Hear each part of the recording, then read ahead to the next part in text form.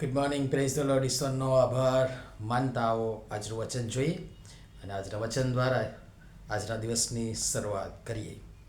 ભલું નામ એ પુષ્કળ ધન કરતાં અને પ્રેમયુક્ત રહેમ નજર સોના રૂપા કરતાં ઈચ્છવા જોગ છે. દ્રવ્યવાન અને દરિદ્રી ભેગા થાય છે, યહોવા એ સર્વનો કરતા છે. નીતિવચનનું પુસ્તક તેનો 22મો અધ્યાય અને તેની પહેલી અને બીજી કલમ. આજનો વિચાર: ખ્રિસ્તમાં અતિ પ્રિયવાલા મિત્રો, પ્રભુ ઈસુ ખ્રિસ્તના પવિત્ર નામમાં આપ સર્વને સવારની પ્રેમભરી સલામ. મિત્રો, આપ સર્વ ઇતિહાસ વાંચતા જ હશો, જાણતા જ હશો અને સર્વસામાન્ય વાત કે ગરીબ, નિર્ધન, દરિદ્રી, કંગાલ હોય કે ધની, ધનવાન, તવંગર, દ્રવ્યવાન એવા હોય, જેનું જીવન છે એનું મરણ નિશ્ચિત છે.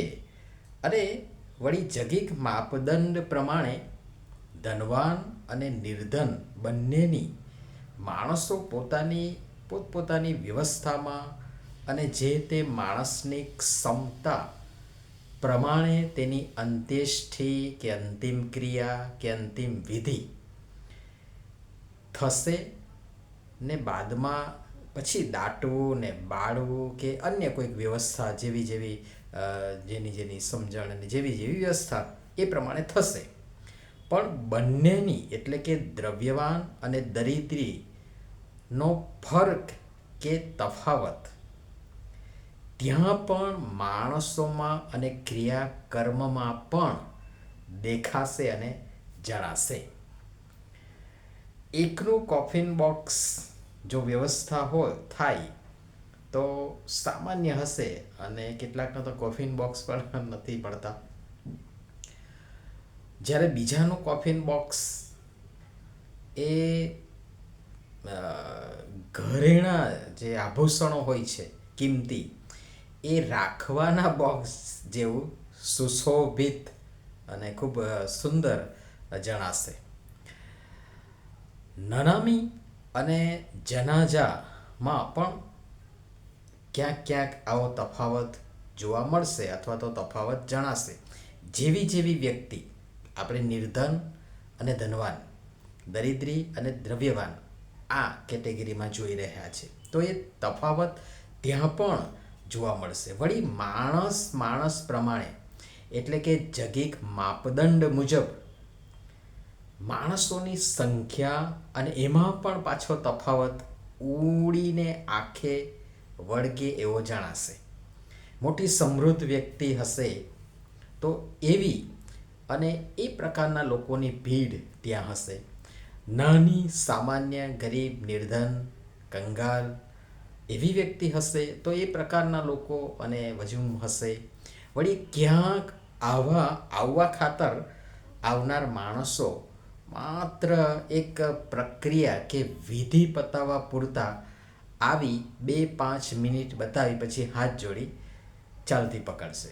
જ્યારે મોટી, સમૃદ્ધ, નામચીન, પ્રખ્યાત એવી વ્યક્તિને એ રીતનો સમય અપાશે. ત્યાં કલાકો પસાર થઈ જાય તો પણ માણસને કંઈ નુકસાન થતું નથી અથવા તો વાંધો આવતો નથી.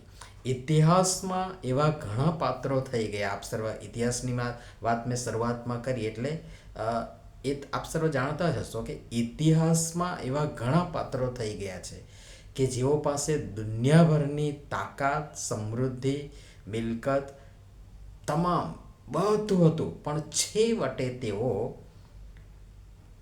તેઓ કહેતા ગયા કે અમે એમાંનું કશું જ લઈ નથી જતા.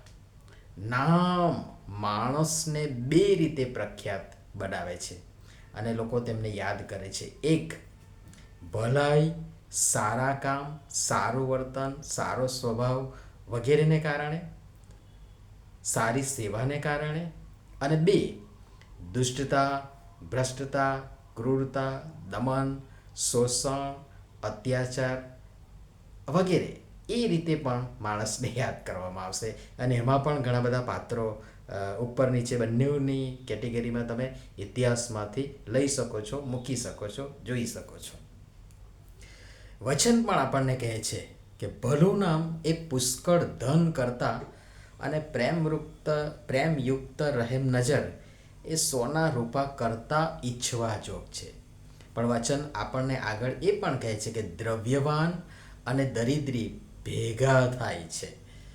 યહોવા એ સર્વનો કરતા છે. ભલે આપણે માણસો તેમને છેલ્લે મરણ બાદ પણ અલગ અલગ વ્યવસ્થામાં અંતિમ વિધિ કરીએ, નાની સામાન્ય કબર કે આરસ મઢેલી સુશોભિત પેલી ધોળેલી કબર છે, તો બંનેમાં હાડકા જ રહેવાના.